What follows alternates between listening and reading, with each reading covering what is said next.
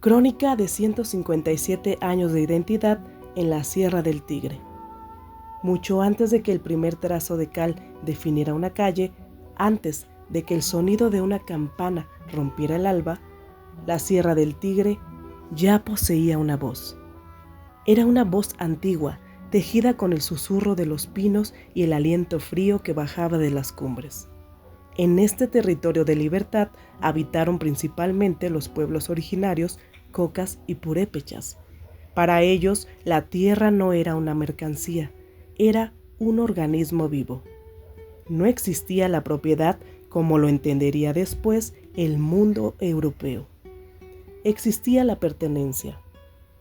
El monte no se poseía, se habitaba con respeto. Todo comenzó a transformarse con la llegada del orden colonial en el siglo XVI.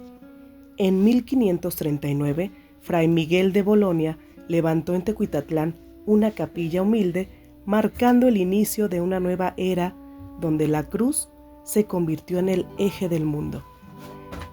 Pero el momento definitivo ocurrió en 1628. Bajo la guía del padre Francisco Parrilla, los indígenas que vivían derramados en el monte fueron llamados al orden. El bautismo de una niña Catalina en octubre de ese año simboliza el nacimiento de nuestra historia registrada. A partir de entonces, existir significaba quedar escrito en los libros de la fe. Sin embargo, la sierra es vasta y rebelde. Durante los siglos siguientes, nuestra gente en las rancherías vivió en un abandono espiritual. Los habitantes de parajes como Menguaro y Los Conejos enfrentaban distancias inhumanas y caminos que el agua borraba cada temporada. En ese aislamiento, en ese silencio de la montaña, comenzó a germinar una semilla de autonomía. La gente de la sierra no quería caridad, quería un hogar. El año era 1866. Un joven sacerdote de apenas 33 años, el padre Ignacio Santiago Romo, llegó al curato de Tecuitatlán. Pero Romo no era un hombre de sacristía ni de escritorio. A lomo de caballo se internó en la profundidad de la sierra, recorriendo terrenos que otros evitaban. No buscaba solo feligreses, buscaba entender el alma de su pueblo. En sus recorridos, el padre Romo se encontró con una realidad que le partió el corazón. La gente de la sierra estaba cansada de ser invisible. Al llegar al paraje denominado Llano de San Sebastián, el sacerdote se detuvo. Quedó impresionado por la abundancia del agua, la pureza del aire y la posición estratégica del valle. Aquí es donde la historia hace justicia y corrige los mitos. La fundación no fue el capricho de una élite lejana. Aunque las tierras pertenecían a Benito Echauri, la verdadera fuerza vino de abajo. Benito accedió a la donación, pero el milagro ocurrió el 3 de mayo de 1869. 42 vecinos de la sierra, hombres y mujeres curtidos por el sol, firmaron el pacto. No eran los hacendados, eran los vecinos de las rancherías quienes pusieron la primera piedra de lo que el corazón llamó Pueblo Nuevo. Julián, Petronilo, Remedio Sánchez, Tranquilino Gudiño, trazando a vara y una yunta de bueyes las manzanas que iniciarían nuevas construcciones donde acudieron como fundadores las siguientes familias: Bonifacio Sánchez y Filomena Arias de Sánchez, Dioniso Mendoza, Francisco Ochoa, papá de Sotero Ochoa. Un pueblo nacido de la voluntad no podía ser ajeno a las pruebas del espíritu. La consolidación de Concepción de Buenos Aires se forjó bajo fuego. En 1926, la guerra cristiana llegó a estas cumbres. Cuando el gobierno cerró los templos y prohibió el culto, la sierra se convirtió en una catedral de piedra y cielo. En el silencio de las casas de adobe, tras puertas trancadas, se celebraban misas clandestinas. Las cuevas de la montaña, como la de la Mesa de San Juan, servían de refugio para quienes se negaban a renunciar a su identidad. En este periodo de sombras emergió el pilar más fuerte de nuestra historia, la mujer de la sierra.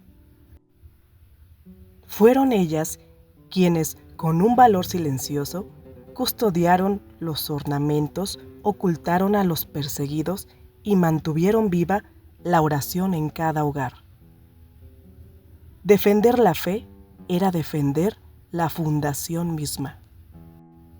Esta etapa de sacrificio forjó el carácter actual de nuestra gente, hospitalaria con el amigo, pero firme como el roble ante la injusticia. Durante décadas hubo quienes intentaron llamar a la sierra tierra pobre.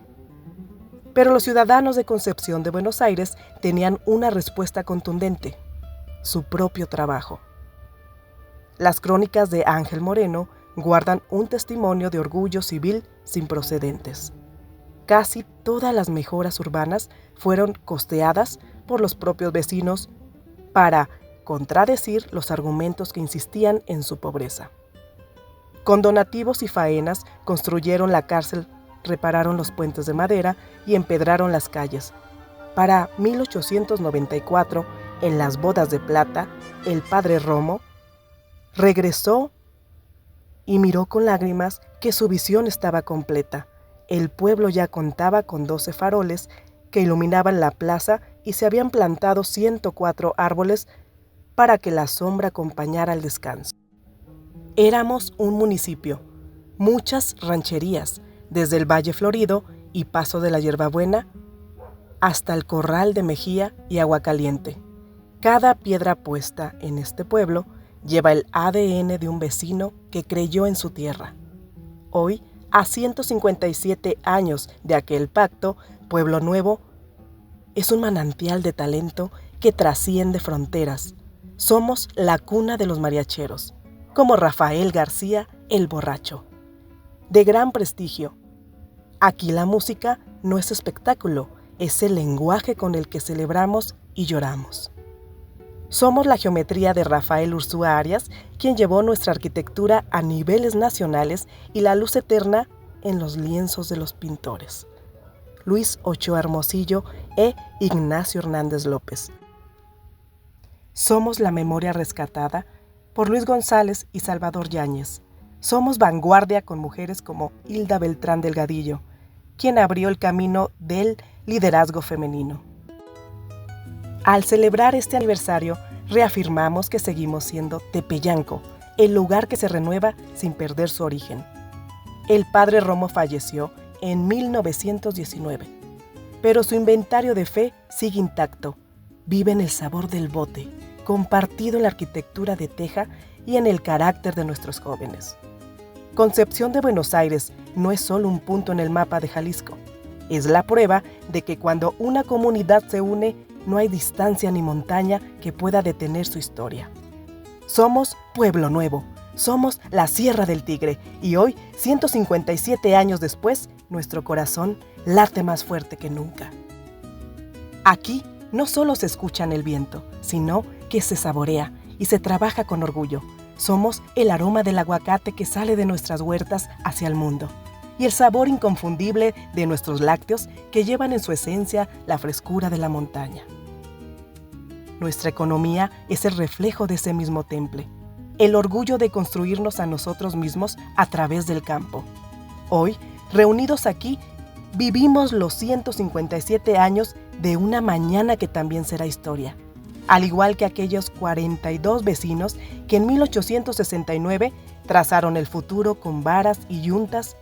Nosotros hoy lo trazamos con el surco, el taller y la celebración.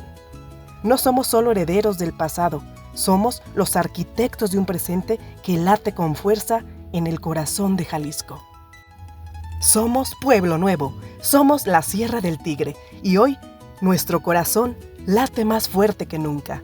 Por Osvaldo Rentería Espinosa.